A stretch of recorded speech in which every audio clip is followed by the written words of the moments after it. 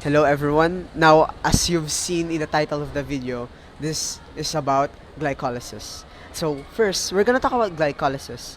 Glycolysis is the process of turning the glucose in the thylakoid, turning the glucose into 2 pyruvate. Yeah. So the energy from the turning it into pyruvate will form ATP, and NADPH will be used in the energy for the plant cell. Now glucose will be uh, used again for the energy, and not ATP and NADPH. Glucose is really important because glucose is the main source energy of the plant cell, and without glucose, plants wouldn't exist.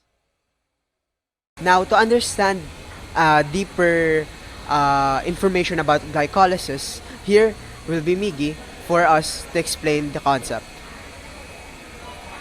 Good morning everyone, this is glycolysis explained in many steps. These are the first 4 steps, and the first step is the hexokinase. The first step in glycolysis is the glucose is turned into glucose 6-phosphate. The enzymes catalyze this reaction is hexokinase. Here, the glucose ring is phosphorylated. Phosphorylation is the process of adding phosphate group to a molecule delivered from ATP. As a result, at this point, the ATP has been consumed and turned into ADP plus hydrogen. Since the ATP has been consumed, let's move on to phase 2, which is also known as phosphoglucose isomerase. Well, this is the reaction involves the rearrangement of oxygen-carbon bond to transform the 6-membered ring into 5-membered ring. The arrangement takes place in the 6-membered ring opens and then closes in such a way the first carbon becomes now the external to the ring. The step 2 is the enzyme that catalyzes. This reaction is a PFK, as in step 1, the magnesium atom is involved to help shield negative charges. The step 4 is also known as aldolase, which the enzyme splits the fructose into 2 sugars. These 2 sugars are also known as DHAP and G3P.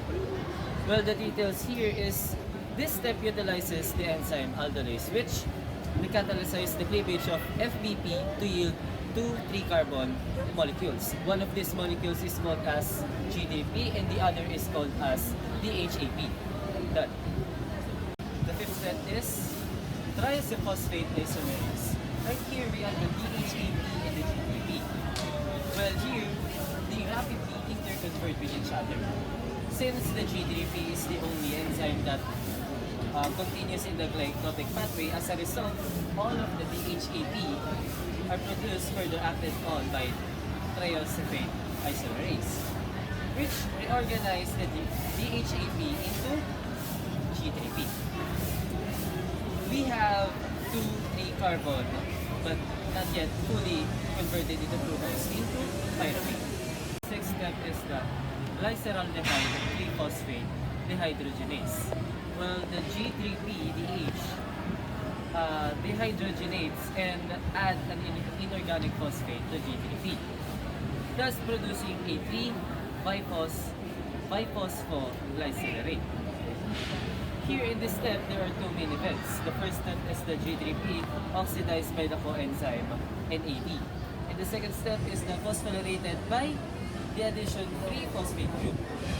And these are the 3 phosphate groups. So, it catalyzes this reaction into the G3PDH. The enzyme 3-GTPH contains appropriate structures and hold the molecule into conformation.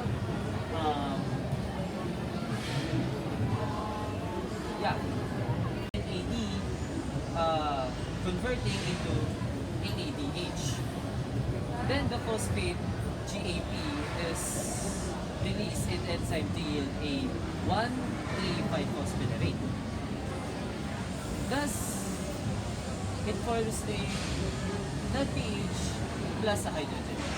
The phosphoglycerate kinase. In this step, the 1,3 bipoglycerate is converted to 3-phosphoglycerate by the enzyme phosphoglycerate kinase. So here, PGK is the enzyme. Well, the magnesium is shielding the negative charges on the phosphate groups of the ATP molecule. Then, since we have two molecules of 1,3,5-bipoglycerate, we actually synthesize these two molecules of the ATP at this step. With this synthesis of ATP, we have cancelled the first two molecules at ATP, leaving us with a net of 0 ATP molecules up to the stage of glycolysis. 8 is phosphoglycerate mutase, where the enzyme, the phosphoglycerate mutase, relocates the P from the third carbon to the second carbon to form a 2-phosphoglycerate.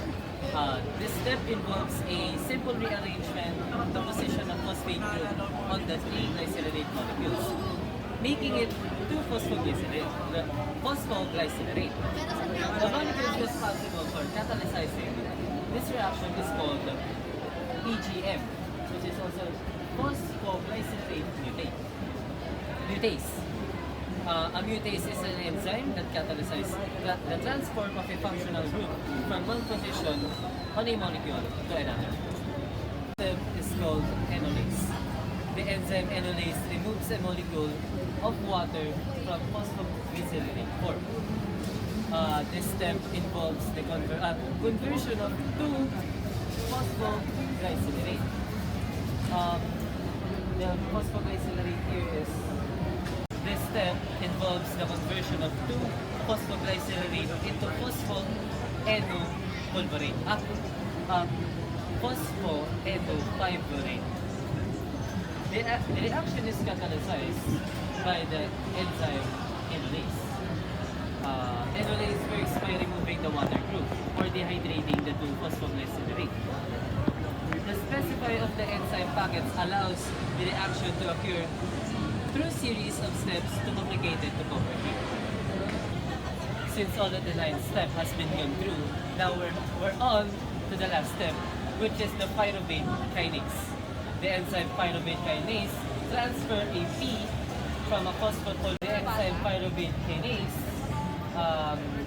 transfers a P from the phosphoenolpyruvate or PEP to ADP forming a pyruvic acid and ATP result in step 10.